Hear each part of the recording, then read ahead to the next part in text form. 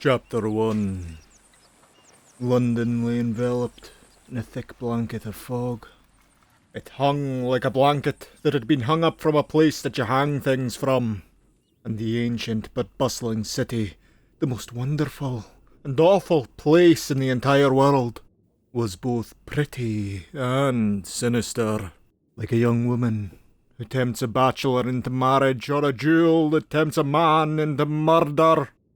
These were my thoughts as I sat by doing the things a gentleman does while idly waiting for an adventure to start at the beginning of a story.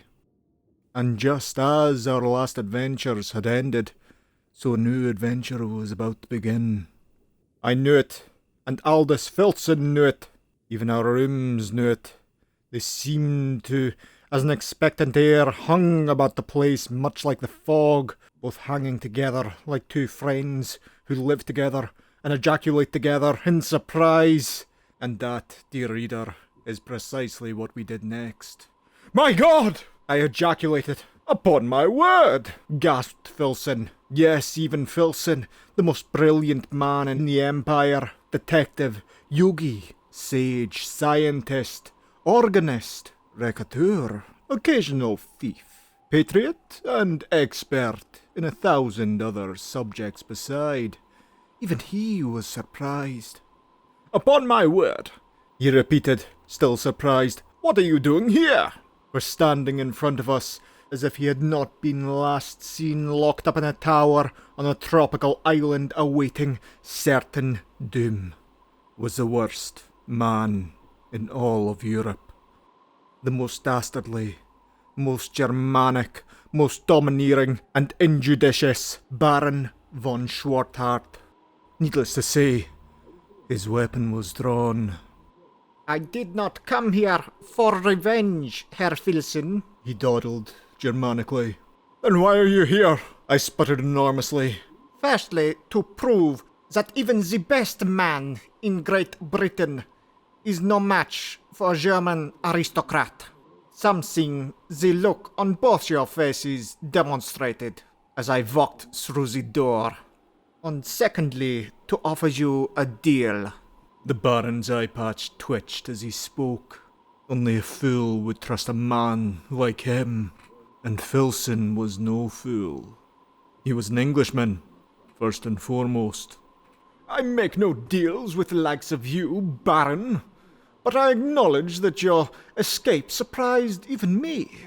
And it is over 5 years since I last ejaculated in surprise." "Whereas I do it almost every day," I interjected. "That's because, my dear friend, you are one of life's innocents." I was stung like a person who had just been stung by a bee, or even a scorpion, by this admonition that cut me hard. But I grinned and bore it, for Filson could be unkind, but I forgave him. And now I think of it, he was like a scorpion, cunning, baffling, and with a sting in his long tail. This was something the Baron had forgotten. London was shrouded in mysterious fog. The German was cunning, and yet Filson was more foggy, mysterious, and cunning than both of them combined. In a trice he had disarmed the Baron and had a rapier held, quivering against his chin. "Now, my dear Baron, if you don't want me to penetrate you like a fish with this sword, tell me just who you are and what you are doing." I'm the Baron von Schwarthardt," he gasped as he spoke. His disguise, beginning to slip, stood before us was not a German at all, but even worse, a woman.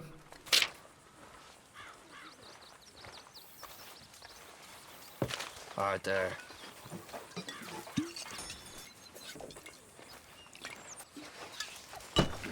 You must be able to do better than that. Hello again. Oh, I'm only messing with you. Well, good. All okay then.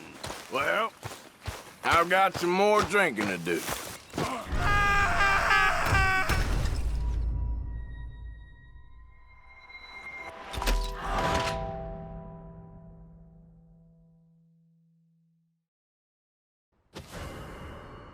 How about I just ignore you?